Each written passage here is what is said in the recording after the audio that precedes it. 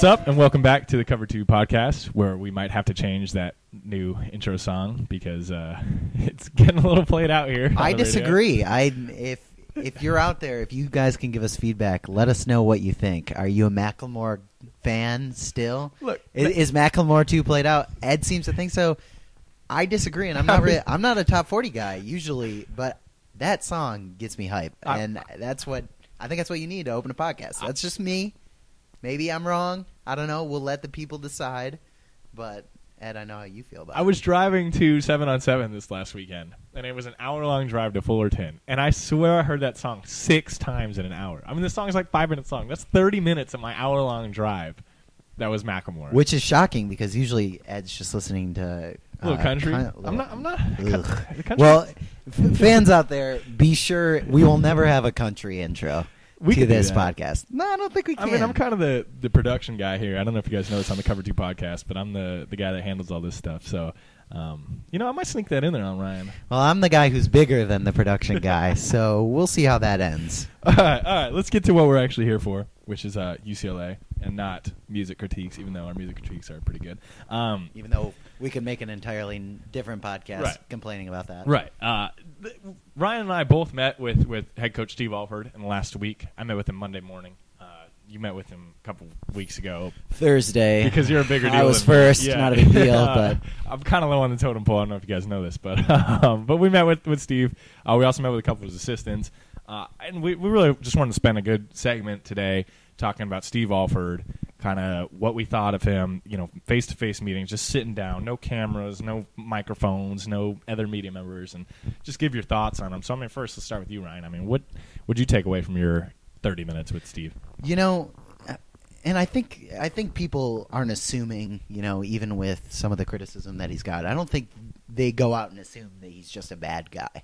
Maybe they do. Maybe that's, maybe they're all about that first impression. But, I wanted to give him a chance to talk about things a little bit and just to, like you said, just to talk like a normal person. And he's a nice guy. He's a Midwestern guy, and I think that's maybe I relate to that a little bit better because I'm a Midwestern guy myself. But he's a polite guy. He's a nice guy.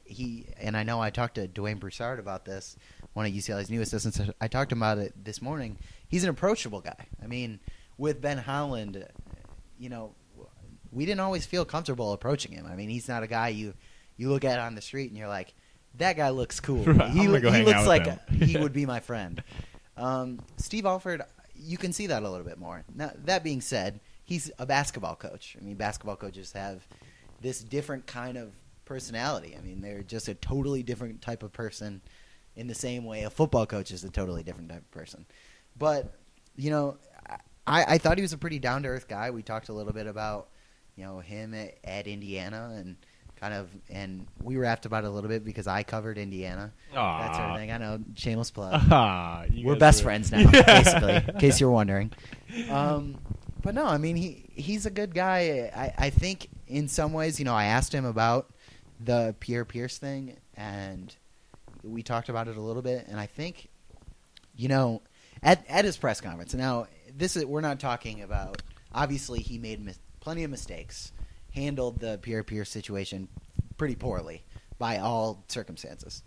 But at the press conference, he talked to me about the fact that he was just blindsided by this question that came from the Orange County Register. Actually, Scott Reed, our investigative reporter, he let him have it pretty much.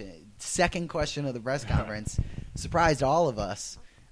No one was more surprised than Steve Alford.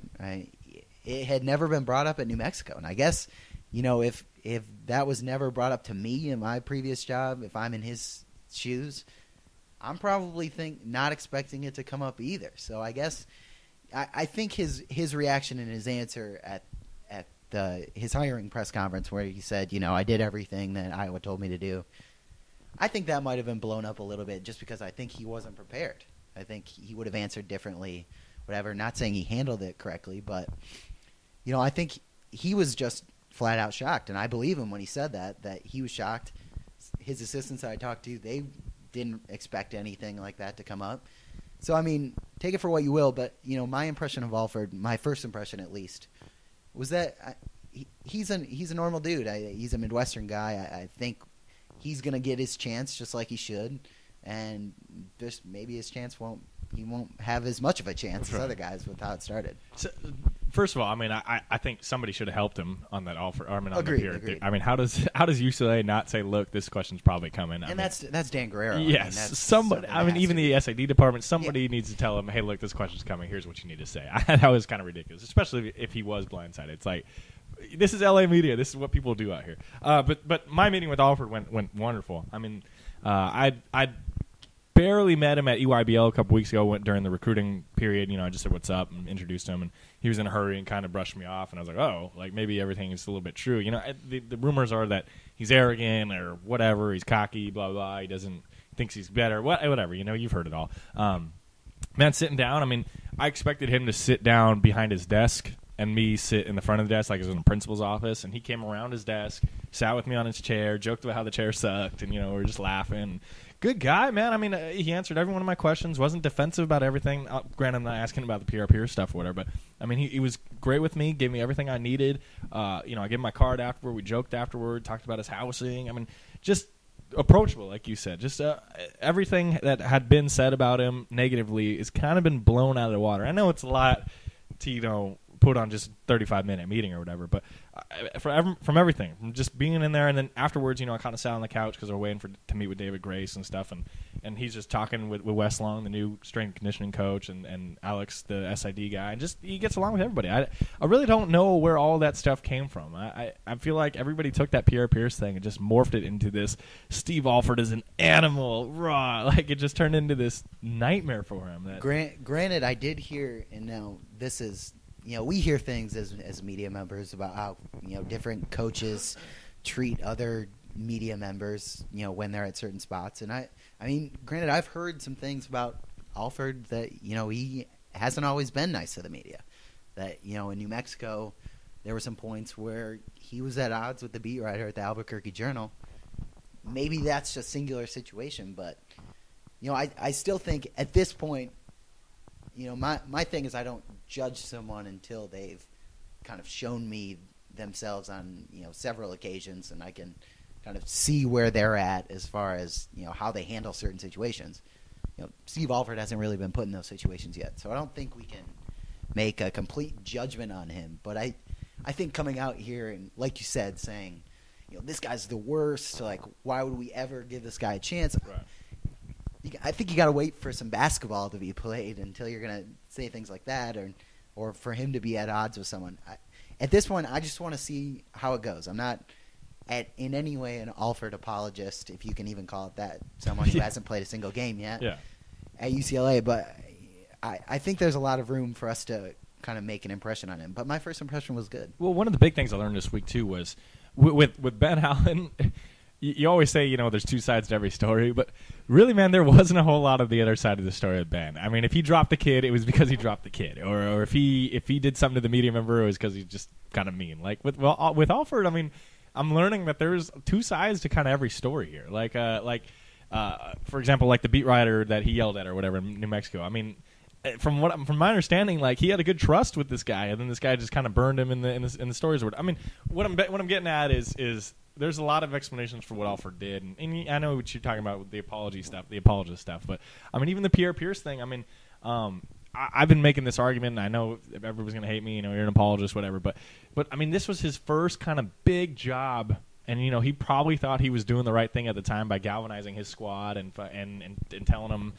This is the way it needs to be, and blah, blah. I mean, it ended up being all wrong, but I'm saying I could see how 36-year-old Steve Alford did it, So he's apologized for it. I think we need to move on from that, and after this meeting this week, I think he's a straight guy. I think this is going to work out, at least in terms of personality-wise with UCLA. Well, we also both, I know you met with David Grace at least. I met with Dwayne Broussard and David Grace. What did you think of Grace? What was your first impression of him? David Grace is like, much better than what I thought he was. Like, I mean, we'd all heard he was kind of this personal recruiter, blah, blah, blah.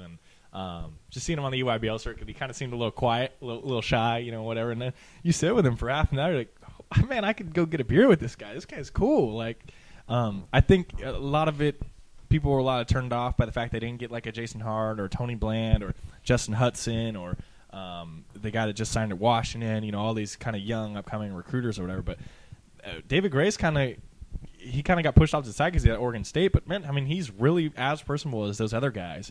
And he's a real good guy, real easy to talk to. I mean, you and I are both talking about it. You asked 3 questions in an hour. And 45 minutes. Talk the whole time.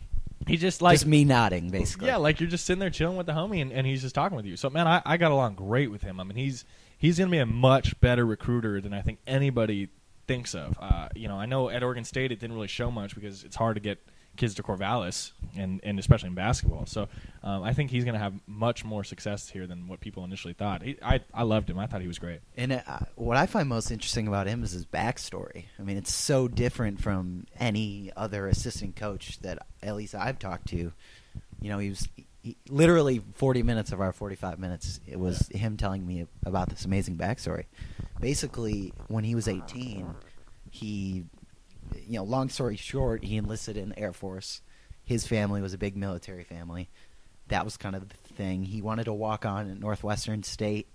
He told me, but his mom was like, well, I'm not going to pay for you to go there, so you need to join them. Basically, need to join the armed forces. So he ends up in the Air Force, and he's telling me about how he became a referee, right. And then becoming a referee turned into like him, reffing other things, and then reffing other things turned him into being a 6th grade B team right. AAU coach, right. And that was 12 years ago, and now he's the assistant coach at UCLA. I mean, that's to me that just the fact that he can go up that quickly says something about what this guy can do. I mean, he's not really from a basketball background. I mean, that's not really, he's not Steve Alford. I mean, Steve Alford, right. Indiana legend, playing. whatever.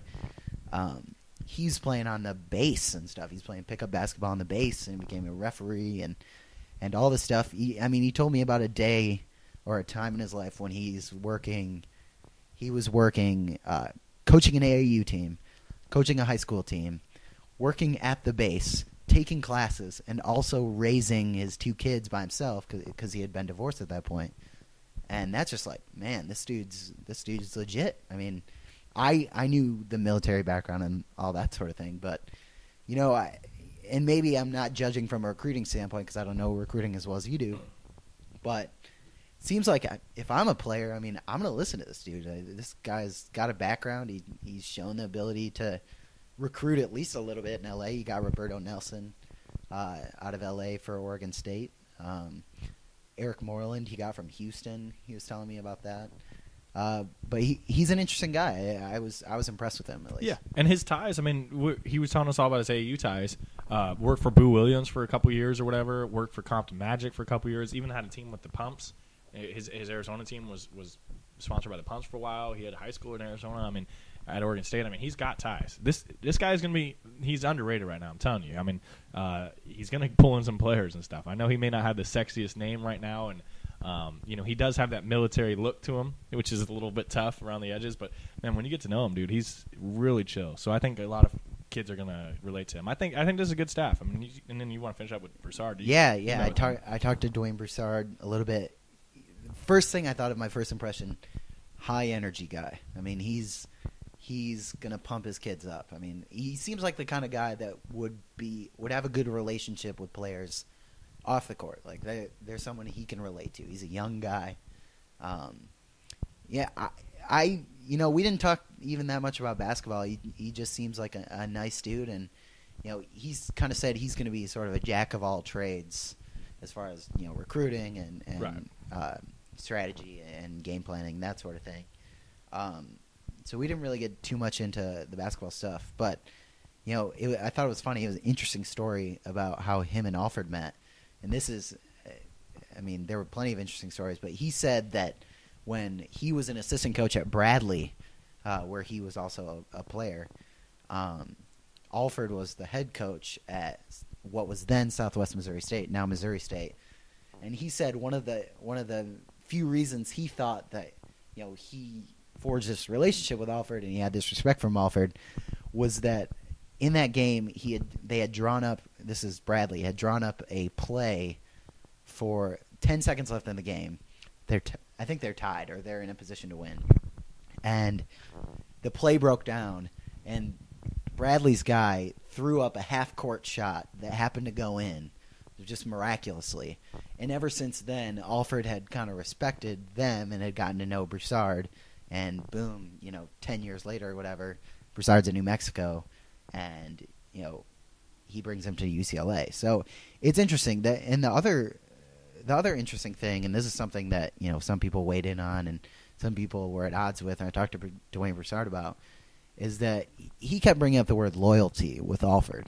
And I thought it was kind of interesting.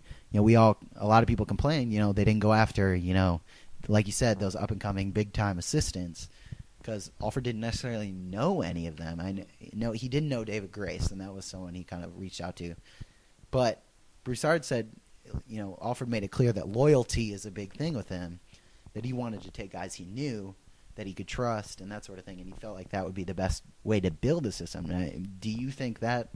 Do you agree with that? Do you think that maybe we underrated that when we look at his staff and we're like, who are these guys? Like, these guys aren't known for their West Coast recruiting or that sort of thing? I don't know. Now that they've been assembled and you see them all in action, I don't think it's as big of a deal. But I think we were right to criticize at first. Look at all the other big hires and stuff. There's not a whole lot of big head coaches hiring their boys. Just look across the street. Andy Enfield hiring Tony Bland and Jason Hart and stuff. There's two schools of thought there. But I think we were in the same boat as a high majority of people that you probably should hire guys that are best for the program, not necessarily best for your office or whatever. But I think it worked out. I think David Grace is extremely underrated, and given the opportunity now, I think he might be on that same level as Tony Bland in terms of being a personable guy and being able to recruit and stuff. Ed Schilling, I don't know if you saw Kyle Anderson's Instagram the other day, but he had a note from Schilling called Coach Chill, and it said did you work hard to be a pro today? Just sending them little notes and stuff, and working them out, making sure they're aggressive and stuff. And then you talked about meeting Dwayne Broussard, just a really nice guy and a guy that knows the X's and O's of basketball. It ended up being a great staff, and Alford signed it well. But I don't know, maybe that is an underrated part. But I think you would prefer the X's and O's and the Jimmys and the Joes more so than I would about the loyalty aspect. I'd worry about that a little bit later. But and I wonder where Alford puts all that. We were talking a little bit earlier about, like I said, Alford's a Midwest guy through and through. I lived in the Midwest my entire life before living out here. He is the embodiment of a Midwestern guy. In Indiana, he's like, no joke, like a god among, Indiana basketball fans. He is the guy. He's the Indiana prototype. Aside from maybe Larry Bird, is the only other person who could claim that sort of title. He's the guy. And I think, in that is, this inner loyalty. That was sort of the thing with Bob Knight. He creates, especially with Indiana, they protect their own. And that's, I spent some time with that program, and, they're very much about keeping Indiana guys in Indiana and raising it from Indiana and being all about Indiana.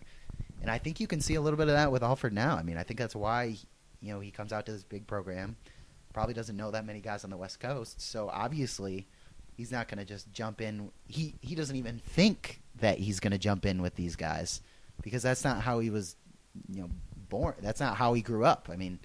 He wants to keep that loyalty. He wants to keep that bond. And I think that's why you see Schilling and why you see Broussard, and they've all Schilling and Alford wrote a book together. Right. I haven't talked to Schilling yet, but I knew Schilling a little bit when he was a coach at Park Tudor, and they go way back.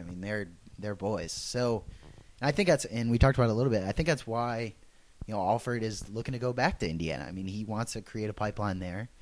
He wants to maintain that Midwestern sensibility about the program. Whether that works or not, I don't know. We talked about Trayvon Blewett, 2013.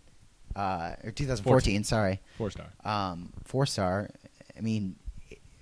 What do you think about that? Or what do you think about trying to establish that Indiana pipeline? Is that worth it, or is that something Steve Alford's going to realize, by next year, this is, I have to change myself to succeed here? I don't know. That was one of my main, we both had kind of I had a kind of a list of questions I wanted to ask Alford. One was the point guard situation, who's going to play there. You said Kyle Anderson, Zach LaVine, and Bryce Alford, blah, blah. And then one of my other ones was what's the deal with Indiana? Like, why? I mean, you got 12 dudes in L.A. that are UCLA level. I mean, or even West Coast even. I mean, you got the Zylan Cheathams, the Stanley Johnsons, Jordan McLaughlins, the Parker Jackson Cartwrights, the Josh Perkins. I mean, the list. It's just in 2014, I mean, which isn't even very good, right? Yeah, well, I mean, it's good. It's good. It's better than 2013. It's not. But it's not 2015. But, I mean, you got probably 10 or 15 Rivals 150 guys within 60 miles of your campus or within 100 miles of your campus. And I'm like, dude, like, what's the story with Indiana? I mean, if you've been following recruiting, you know they've offered, I think, 3 kids now from Indiana. You got Jaquan Lyle, the point guard, Trayvon Blewett, the small forward, who was also Ed Schilling's kid, or I guess player. He played at Park Tudor, yeah. And then Trey Lyles, the big 7-footer. They had all 3 on campus the other day after EYBL Los Angeles a couple weeks ago, and I was just like, what's going on here? Why do we need that? And he said, look, man, like forever I've always had an Indiana player on my roster, and it's just something I like. I like the way they play in front of big crowds. I like Indiana basketball. I like their mentality. Blah blah. I mean, he went through this whole big list with me. I'll have a story coming out.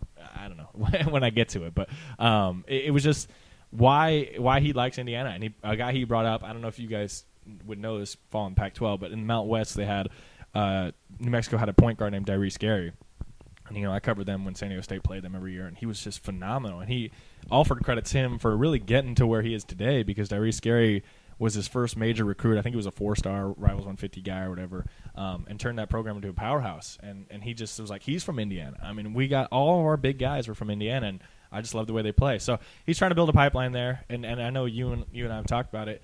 He's like a huge deal over there. I mean, he's, like you said, like a Larry Bird. Like he goes there, he's got that hotel named after him. I mean, sneakers with his logo on them. I mean, all that kind of thing.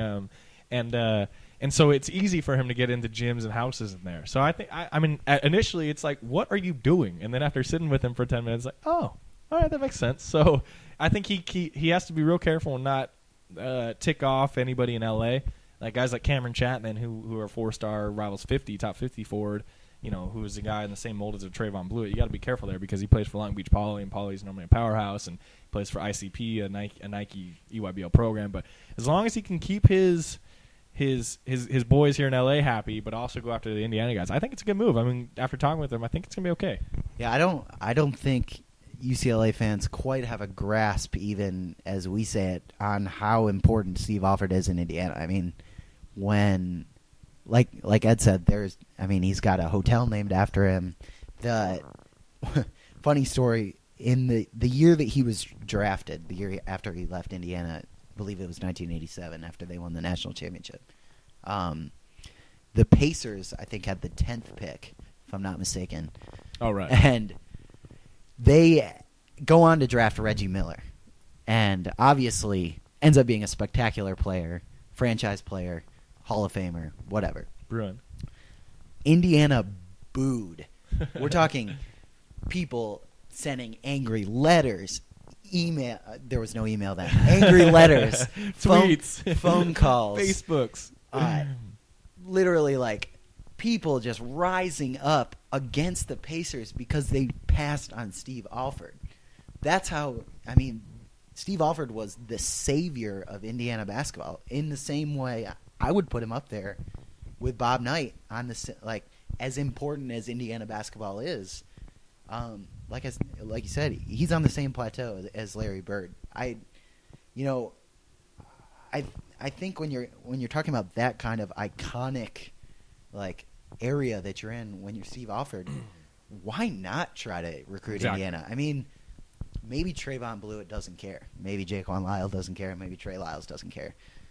But their parents do. Yes. I mean, their parents see Steve Alford walk into their living room. I mean, I wouldn't be shocked if there's a Steve Alford poster, like, on the wall of that house. Like, that's how big of a deal it is, 25 years, 26 years later, even after he was playing. Indiana doesn't forget. It'd literally be like Bill Walton walking into a recruit's living room and saying, "You got to come to UCLA." Right. That sort of thing. And even at that, it might even be a different level if people can even wrap their heads around that. But, and I'll have more about this later this summer for sure, about the Indiana connection, what that means for Steve Alford. But he's an Indiana guy. You can see it in him. I could see it in him in the 25 minutes or whatever that I spent with him. And, it's UCLA fans are going to have to get used to it. He's going to go after Indiana people. He's going to bring a Midwestern sensibility to the job. And like I said, I think we just got to wait and see if that works. Well, yeah. And if the thing is he can get them. I think that's what everybody's having a hard time, because Ben Howland, if he went outside of Vegas, he's not getting them. Like, I know he got Kyle Anderson, but, I don't know, and I know he got some of the guys, but a lot of times he would go after those guys, and it's just be like, dude, what are you doing? You have no ties to any of these kids. All you're just doing is putting the 4 letters and going to the door, and after 6 years of kind of mediocrity, it's not working anymore. Like, you can't do this. But Alford, I think, like we've been talking about, he can get them. So if you can get them, go after them. But it's when you're wasting your time with guys that are like 5 stars and in Duke territory that, it's just not going to be good for you. But that being said, they might be doing some of that, even with Indiana players. Like you said, we talked about it a little bit before. I watched Trey Lyles play when I was in Indiana. Kid is freaking good. Yeah. Like he was committed to Indiana when I was there. But can they get guys like that? I mean, especially with those three are all good prospects. Well, right now, I don't think they can, because Blewett is so far in with Butler and Michigan right now, and Lyles is so far in with Indiana, and it's too late basically right now. I mean, they'll give it a good run. They might get one of them, maybe none of them, but I think starting out now with like 2017 prospects, and just I'm Steve Alford, and this is this, and then in 4 years from now, it's like, all right, like you've been working with me for 4 years, but so it'll work. I think it'll work in Indiana, that's a story with that. Just not right away. Yeah, it might. I mean, who knows? Trayvon Blewett, visited, he liked it and stuff, but I just. It might be too far gone right now to join, 4 months before he makes his decision. But they'll have a chance down the road, and I think that's why he wants it, and that's what he's going to do with it. So that was the story with that. Oh, basketball off-season talk. Don't we all love it so? Yeah, and then there was one other piece of news that we want to get to real quick, was the 2 big announcements, I guess, of schedules. You had the Vegas tournament where UCLA is going to be playing Nevada. It was Missouri, Nevada, and somebody else that was awful. Reno Community College? Yeah, it was here. Let me pull it up. It was Missouri, Nevada, and Northwestern. That's what it was, yes. Which could probably be beaten by Reno Community College. At the Continental Tire Las Vegas Invitational one. I mean, it's not a big knock or whatever, but the way it was hyped up was, this is going to be great. It's the same weekend as USC. USC football versus UCLA football, and we know everybody's going to be. So, and the other big news was Duke versus UCLA. Looks like it's in the works. This is big news at MSG. That's huge. I mean, that's big time. I mean, that's a primetime game that will be one of the best of the non-conference slate if that happens. Now, granted, and I said it before, I don't think UCLA wins that game against Duke, but you never know. I mean, like you said, still a long time until the season, right? Yeah, they're not gonna have depth, but they're gonna have talent. So I'm assuming that announcement will come in the next 2 weeks or something. Month or so. That'd be December, right? That was the date. December. It's supposed to be late December. Yeah. Yep. So yeah. Great. So a few other pieces of news. We talked basketball for sure. We want to get to football. Obviously, another off season. It's gonna be a barn burner this summer for sure. But with football, the best part about college football is the ridiculous amount of speculation that happens even months before the season. It's absurd. I'm sure they've had about 90 different preseason top 25s already, and that was before anyone even got out of spring camp. But one thing we do like to speculate about, Ed and I both, is the NFL draft. We talked about it a little bit last time.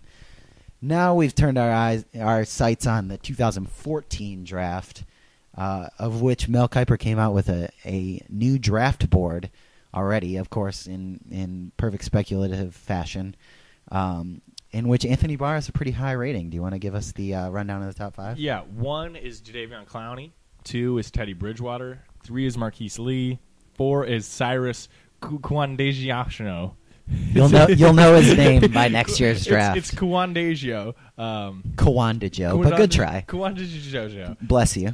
And then Anthony Barr is 5. And that's that kind of rounds it out for Kuiper's big board. No other UCLA players in the top 25. Actually, not even in the top 50. No real even Pac-12 players in the top 25.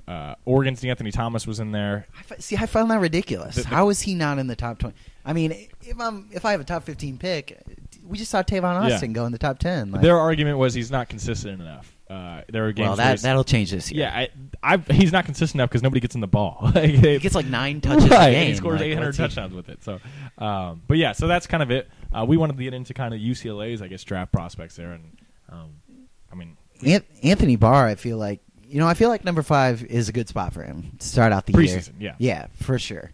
And Kuiper said actually further in kind of his analysis of 2014. He did this strange thing that I don't really understand, but he did this thing where he remixed, quote unquote, the 2013 draft, talked about guys who, if they would have gone, where they would have gone. He thinks Anthony Barr would have been the 6th pick overall to the Browns. You hear that and you're like, dude, Anthony, you probably should have left. Yeah. I mean, I know he wants to be the number 1 pick, but like, he might have 25 sacks and still not be the number 1 pick to Jadeveon Clowney. Like, at that point, that Jadeveon Clowney hit on SportsCenter has been shown enough that people will be clamoring unless he's hurt, for a guy. And like you said, it's scheme. It's all about scheme. If you need a 3-4 outside linebacker, Barr's your guy over Jadeveon. Exactly, but obviously I agree with Kuiper. I'm not going to draft Markevious Mingo over Anthony Barr. Like, they're equally as raw. And Anthony Barr had even better stuff on tape. And his combine numbers, we keep saying this, but he was a running back. I mean, this guy's going to have 4.5 40. He's going to have 36-inch vert. He's going to have every running back skill to go into an outside linebacker body. Like, I think at this point, the reason why I say 5 is probably good is because there are quarterbacks in this class. Yeah. I mean, there are quarterbacks that are going to be drafted. And a primetime left tackle in Quantagio. Yep. Who's going to be a top 5 pick. And Marquise Lee. Some people, I was at the 7-on-7 tournament. You guys didn't bite my head off, but we're sitting there with a bunch of scouts, and we were comparing everybody to Marquise Lee. Is this guy the next Marquise Lee? And somebody just chimed in and was like, bro, Marquise Lee might be the best player ever for USC. Like, I mean, I know it's high praise and whatever, but I mean, the guy is a freak. So, I mean, you still have him if an offensive player needs it. So, yeah, it is. That's why 5 is important, because there's going to be guys ahead of him. I don't know if, you assume, especially given the fact that there were no quarterbacks in this draft that were worth anything, pretty much. Yeah. You assume that at least Teddy Bridgewater will be a top 5 pick, if not number 1. I think Johnny Manziel will probably work his way into the top 5, honestly. I know he's like 24th or something. E.J. Manuel 16, Johnny Manziel Kuiper's board. 15. Yeah, and you see Russell, everyone's like, oh, he's not tall enough. You see Russell Wilson, everyone's like, we don't care about height as much anymore. Vic not nearly as much. All those guys. So, I think at this point, it could be as good as 2, I guess, if he ends up having a transcendent season. But you have to question if it was worth it if he would have been drafted at number 6. I don't know. I mean, I guess you can look at it in the way that Mora talked about it, and the fact that he needed to come back and get better. Like he still has a long way to go, for sure. Maybe he'll contribute quicker in the NFL this time. But if you're just talking about getting paid, could have gotten paid this year, probably just as well as next year. I don't know. I mean, he's not gonna fall. I mean, it's not gonna be like Barkley. Like, what if he gets hurt? Who cares? Sam Bradford got hurt and he's the number 1 overall pick. I mean, guys get hurt all the time. His ceiling's still going to be there. He's still going to run a ridiculous 40. He's still going to have this year's tape. I mean, he's going to be fine. I don't think Marcus Lattimore would agree with you, but was Lattimore a top 6 pick before he got hurt? He'd have been a first rounder at least. No way. He fell to what, the 4th round, 3rd, 4th round? Yeah, he wasn't. I mean, look, the best running back in the draft went late 2nd round. All right. It's different. I get it. So, yeah, he'll be fine. I mean, it also gives you that extra year of college. I mean, I'd like to have an extra year of college right now. So wouldn't we all? So he's gonna be fine. The one guy I think that could push Barr down though is Brett Hundley, and I'm shocked that he's not even on anybody's radar. I mean, if Manziel's on people's radars, I think Brett Hundley should be right there, especially after seeing him this spring. A little SEC bias there. Yeah, he was so good this spring. I mean, just like number 1 overall pick good. Like, he put on 15, 20 pounds, and it's just cut. He throws the ball really well now. I mean, he's reading his progressions, and he runs like a deer. Like, I mean, he's going to be, if he wants to come out, I think he's a first rounder. I mean, especially we keep bringing this up. If E.J. Manuel's a first rounder, if Geno Smith is a 6th pick in the second round, I mean, there's some context with that though. There were no quarterbacks.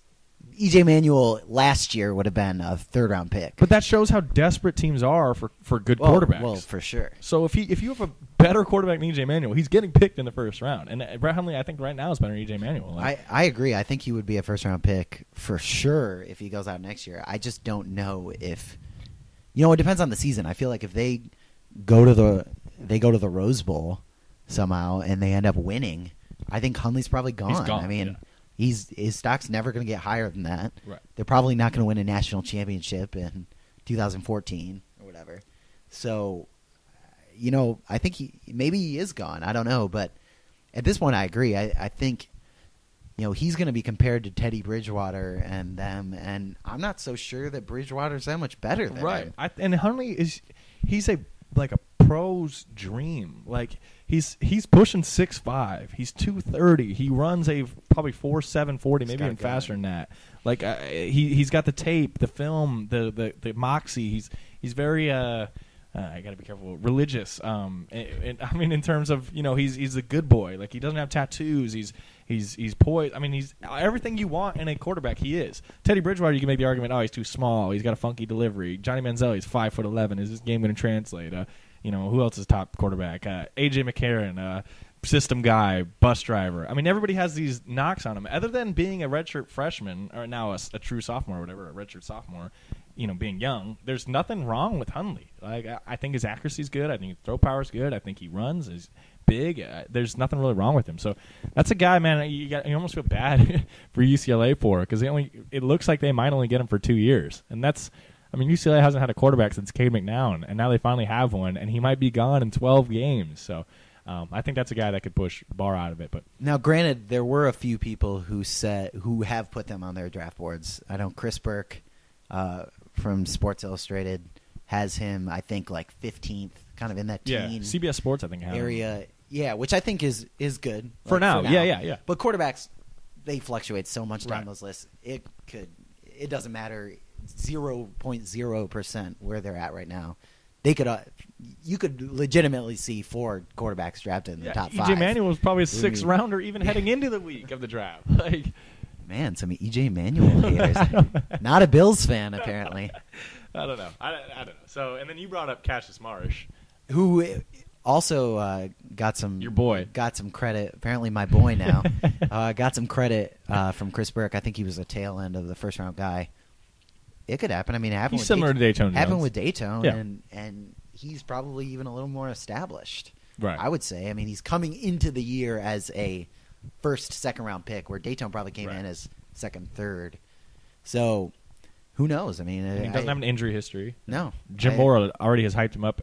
I swear, Jim Mora, I don't think I got this quote wrong. We're all in San Bernardino. I swear Jim Mora said he's one of the best defensive ends he's ever seen, including NFL.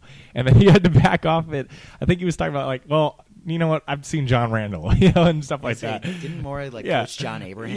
Yeah, he's like maybe I went a little too far there, but he said it. I mean, he said he's one of the best defensive ends he's ever seen. So, I mean, you like him as a 1st rounder. Talking Hall of Fame. That's basically what he said. I think the next day he came back and was like, I probably shouldn't have said that. That was a little bit too far. But so yeah, that's good. Those are kind of your 3 draft prospects. I figured we talked about it with Mel Kiper's big board coming in. I'm not even sure when the last time UCLA had 3. I think we just had an earthquake on the set of our podcast. That was interesting. Still might be moving a little bit, but anyway. Well, I think that means we have to go on to the next subject. Is that a hint? Yeah, a little bit. We talked a little too much draft there from someone. Now I guess it's time for our cover two big things. Ed, if you want to take it over first, go ahead. What's your big thing? Am I explaining what the 2 big things are? No. Again? No, you don't need to. They get it. It's a thing. All right. My first big thing, I always want to kind of make this a spot for recruiting. I sat, at Fullerton for 2 straight days, Saturday and Sunday, and watched a couple of the big high kids that UCLA is recruiting. And the 2 guys that I just want to talk about were Dory Jackson and Juju Smith. I guess I don't want to tamp down expectations a little bit on them in terms of the prospect you're potentially getting, but I mean, there are guys that, I always bring this up, but guys like Sue Cravens and Joe Mixon that you just see and you just feel it, it. I mean, and those two just weren't quite there yet. And I know a lot of guys are like, oh, he's Juju Smith's the next Marquise Lee, and Adoree Jackson's the 8th player in the country, and it's just like, well, can we simmer down just a little bit? I mean, a guy like Adoree, loved his game, but he's just so raw in terms of football right now. He's got just stupid athleticism, probably runs somewhere in the 4.40s. He jumps a long jump of 25 feet. He can jump. You see some of his highlights. I don't know if you watched it on ProSportsPro.com or whatever, but jumps over defenders to catch balls. He's got incredible ball skills, but he's also lacking a lot of the football skills. So, I mean, right now his ceiling is tremendously high, but his floor isn't where you'd like it to be for a number 8 overall guy. I mean, my thing, and I think we talked about this, several times before, is that if you're going to name someone a 5-star, you need to be sure that person is a pro player. Right. That should be, you see them and you go, that guy's going to play in the NFL in 4 years. That. I think that needs to just be the first thing on your mind when you're trying to make it into a 5-star guy. But the problem is he's got so much ceiling that you have to. You just look stupid if you don't. But what I'm saying is you read all these articles, man, and some of these scouts just hype up people so hard, especially in this day and age, and coaches hate it now. I mean, you talk to a basketball coach about scouts. I mean, Steve Alford talked to me for probably 10 minutes about why he hates rankings because they turn kids into monsters. I mean, kids think they're one and done when they're barely 3 and done and stuff like that. Guys like Shabazz, I mean, yeah, he needed another year. We know your feeling on Shabazz. But yeah, so I mean, you just hear all this hype and stuff. It's just kind of tamp it down. I mean, Juju, I mean, that guy, he's a Rivals 100 guy. But I mean, I read a story on one of our rival competitors that called him next Marquise Lee. It's like, whoa, I don't think he probably had 3 catches the whole 2-day tournament. So I mean, these guys are great prospects and whatever. I'm just saying, careful what you read. Even from our sides, I mean, guys, get hyped up a little bit, but things happen, man. I guess as far as moving on, obviously Ed's the recruiting guy. Moving on to a little bit more basketball. Ed mentioned it a little bit earlier. What's UCLA going to do at point guard? What's going to happen there? There are these questions that I've already started emerging, even though the season isn't until October or whatever. We're so many months out. But ESPN wrote something yesterday. I think it was Eamon Brennan had either wrote it or linked to it on Twitter about Kyle Anderson and how the season kind of hinges on how he's used and how the coaching staff uses him and what kind of improvements he makes. And I couldn't be more in agreement with that statement. I think Kyle Anderson, obviously he came in here with so much hype, but with Shabazz Muhammad on an offense, there's only so much you can do to showcase yourself. And I think Kyle, what makes him such an interesting player is that he can do so many things. I think he showed that a little bit last year, was that he led the team in rebounds. He was by far their best rebounder. He got in open passing lanes with his ridiculous length. And I think that's a weapon that, I'm not necessarily saying that Ben Howland used him incorrectly, because I think, each year's different, especially with, Shabazz handling the scoring load, and you got Larry Drew playing point guard, which ended up being the right decision in the long run. But I think, how they use him this year will be paramount to how Steve Alford's first season goes. I think you have to use him at point guard, at least somewhat. Although I don't believe you need to put him there exclusively. I don't know if you need to start him as your go-to point guard. Maybe you make Bryce Alford that. I mean, that's kind of been the talk lately, is that maybe he's a guy who can bring it up the court. But, the offense needs to run through Kyle. And I don't think that he needs to be a point guard to do that. I think if you run the offense through him as a point forward and you have Alford as your point guard, quote unquote, but also, ready to take spot up shots, which is his thing, which is what he's coming to UCLA as a shooter. He's a shooter, just like his dad. I think, like I said, I think it hinges on Kyle. I think you're going to see him literally from 1 through 5 playing those positions this year, especially with how much limited depth they have up front. He's going to have to do that sort of thing. And, a lot of it's up to him. I think he's got to improve on his shooting. obviously, he shot 21% from 3 last year, which is not okay. His release point, we all agree. I mean, it's great. You can call him Slow-Mo and whatever, and that's a cool nickname. But his release point is so slow that if he wasn't 6'9", every one of his shots would be blocked. Yeah. And that's just, I mean, once you're going to the NBA, and we all assume he's going to be gone after next year, you got to scrap that, change it completely, and get it off faster. They'll figure it out. And I, like I said, there's a reason why he was rated so high. But, at this point, I know, Ed, you disagree with me on who this season hinges on, but I think it's all about Kyle Anderson at this point. Yeah, I mean, I'm with you on it. Zach LaVine, after seeing him Saturday at the Balls Life game, and you guys have seen the highlights by now of his dunk contest, he's a guy that can come in and be Russell Westbrook. I mean, not in the terms of what Russell Westbrook is, but I mean that kind of player where, all right, he's not your true point guard, not a pure point, but he'll get at the point guard spot and dunk on everybody and then make a few passes and make a few jumpers like Russell Westbrook does for the Thunder, and in terms of he's not dropping dimes like Chris Paul, but he's scoring 30 points and passing and dunking and high flying. So I think he's probably the key player. But I'm with you. I mean, Kyle's right there too. So if you're Steve Alford, you put in Zach LaVine day one at point guard. That's what I'm doing. But Alford and I had that conversation, and he said, "Look, I think Zach's a scoring guard, and I don't want to waste him." And that's seems like a 2. That's always been my argument. He's a better 2. But my thing is, put him at the 1 and let him play like a 2. If that makes sense. And then let Kyle play the 1. Yeah, and then you have basically, and that's Alfred even talked about it. He's like, man, maybe we'll have all 3 on the court and have just 3 point guards on the court. Screw it, and we'll just make matchup nightmares for everybody. So, they got a lot of flexibility. It's just they lack a little bit of depth. But I think Zach could be the key. I don't know if he will be, but I think he could be, just in terms of his stupid athleticism and his ability to score and dunk and stuff. So we'll talk about that more. Positions are overrated anyway. Yeah, exactly. Yeah, let's get rid of it all. All right. Well, we had our first earthquake this time on our second podcast. Hopefully that's a good omen for future podcasts, I'm hoping. Yeah. Maybe? An earthquake is always a great omen for always good. Doesn't mean destruction or anything. But, all right, well, I think that's it. Thanks, guys, for listening. You can follow Ryan on Twitter at Ryan_Kartje. That's Kartje. And you can read all of his stuff at the Orange County Register or ocregister.com. You can follow my stuff at Edward Lewis BSR and on BruinSportsReport.com. For the Cover 2 podcast, we'll see you next time. This is the moment. Tonight is the night. We'll fight till it's over. So